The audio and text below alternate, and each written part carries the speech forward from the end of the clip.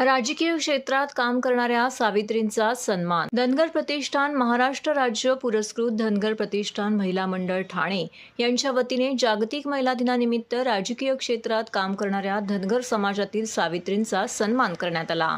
केवळ चूल आणि मूल या चौकटीत अडकून न राहता आता महिलांनी ही चौकट मोडून राजकीय क्षेत्रात आघाडी घेत आपली स्वतःची वेगळी ओळख निर्माण केली आहे. अशातच राजकीय क्षेत्रात काम करणाऱ्या धनगर समाजातील महिलांचा धनगर प्रतिष्ठान महिला मंडळाच्या वतीने सन्मान करण्यात आला.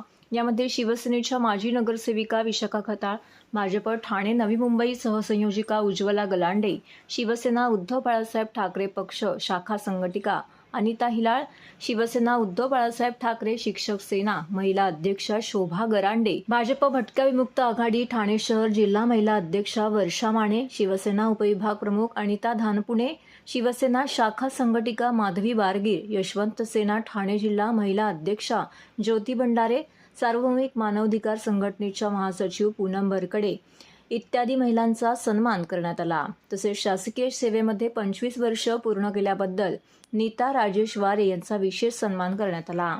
यावेळी शिवसेना महिला आघाडी प्रमुख मीनाक्षी शिंदे, मुंबई भाजप सचिव निहारिक कोंदले, माजी नगरसेविका विशाखा खताळ, शिवसेना विभाग प्रमुख पूजा वाघ, साई दर्शनी फाउंडेशनच्या अध्यक्षा दर्शना जानकर, समाजसेविका रुपाली रेपाळे, धनगर प्रतिष्ठान महिला मंडळ अध्यक्षा माधवी बारगीर इत्यादी मान्यवर यावेळी उपस्थित होत्या. यावेळी बोलताना शिवसेना महिला आघाडी प्रमुख मीनाक्षी शिंदे यांनी धनगर प्रतिष्ठान समाजाला एकत्र आणण्यासाठी सातत्याने विविध उपक्रम राबवत असतात.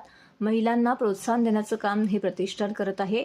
यासाठी महिलांना विविध कार्यक्रम त्यांच्या वतीने राबवण्यात येतात.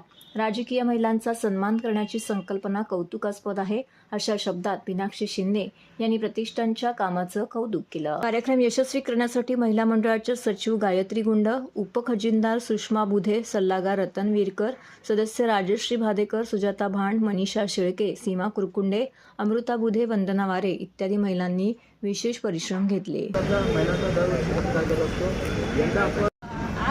खरं म्हणजे महिला दिनानिमित्त आपण सगळ्या महिला भगिनी जमलो आहोत. पण तरीही मला एक विशेष कौतुक करावं असं वाटतं की बंधूंची संख्या पण आहे आणि त्यांचं सहकार्य पण महिलांना मिळतं आहे. याचा मी खरं आभार मानते.